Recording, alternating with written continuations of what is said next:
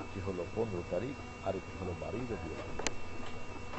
এই তিনটি তারিখই অথেন্টিক, কিন্তু তিনি যে চলে গেছেন 12 তারিখে এ ব্যাপারে কারো কোনো সন্দেহ নেই। 12 তারিখে যে তিনি বিদায় নিয়েছেন, অর্থাৎ তার ওফাত মুবারক হয়েছে, তিনি মারা গিয়েছেন, সেই ব্যাপারে কারো সন্দেহ নাই। যদিও আমাদের দেশের কিছু মূর্খ তিনি মারা গিয়েছেন এই কথাটা বলতে নারাজ। আল্লাহ বলছেন তিনি যখন জীবিত ছিলেন, আফাইন মাতা আও কুতিলা ক্বালাবতুম আলা আ'কাবিকুম ওয়া মান ইয়ানকালিব আলা আকিবাইহি ফালান ইয়াদুররাল্লাহা শাইআ সায়াজজিল্লাহুশ শাকিরিন ওয়া মা মুহাম্মাদ ইল্লা রাসূল قد خلت من قبله الرسل أفإن مات أو قتل انقلبتم على أعقابكم। বিশ্বনবী সাল্লাল্লাহু আলাইহি ওয়াসাল্লাম একজন রাসূল ছিলেন, তার আগে অসংখ্য রাসূল আলাইহিমুস সালাতু ওয়াস সালাম অতিবাহিত হয়েছেন। আফাইন মাতা, তিনি যদি মারা যান, আও কুতিলা, যদি হত্যা হন, ইনকালাবতুম আলা আকাবিকুম, তোমরা কি তোমাদের পিছনের জীবনে ফিরে যাবে?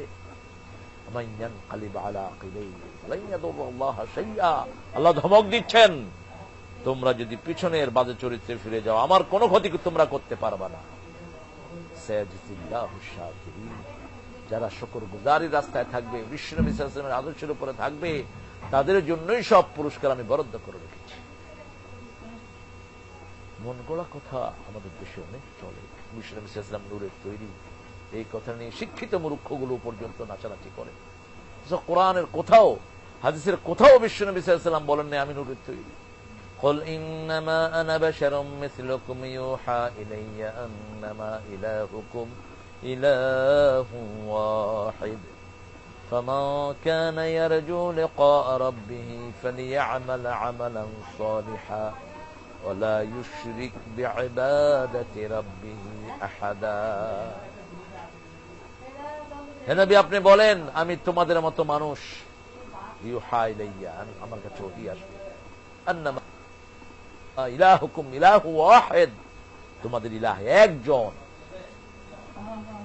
মান কানা ইয়ারজু লিকা রাব্বি, যারা আল্লাহর সাথে সাক্ষাৎ করতে চায়, তারা যারা আমলে সালেহ করে আর আল্লাহর ইবাদতের সাথে কাউকে যেন শরীক না করে।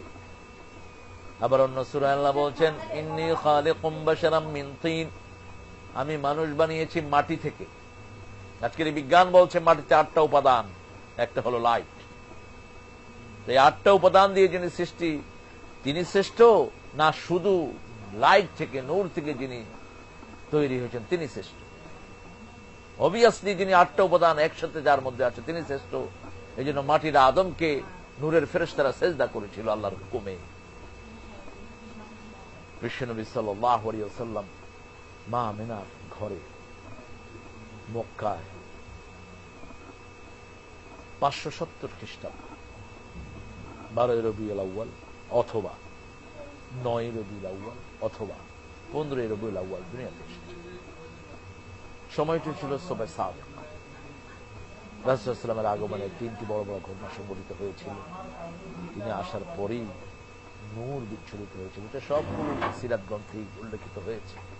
একটা আলো বিচ্ছুরিত হয়েছে, সেই আলোতে বহু বিল্ডিং, বহু দূরের বিল্ডিং মানুষের চোখে এসেছে। অর্থাৎ যে পর্যন্ত বিশ্বনবী সাল্লাল্লাহু আলাইহি ওয়াসাল্লাম বিজয় লাভ করবেন সেই পর্যন্ত এরিয়াটা আল্লাহ রাব্বুল আলামিন ওই আলোর ভিতরে সমাপ্ত হয়েছে।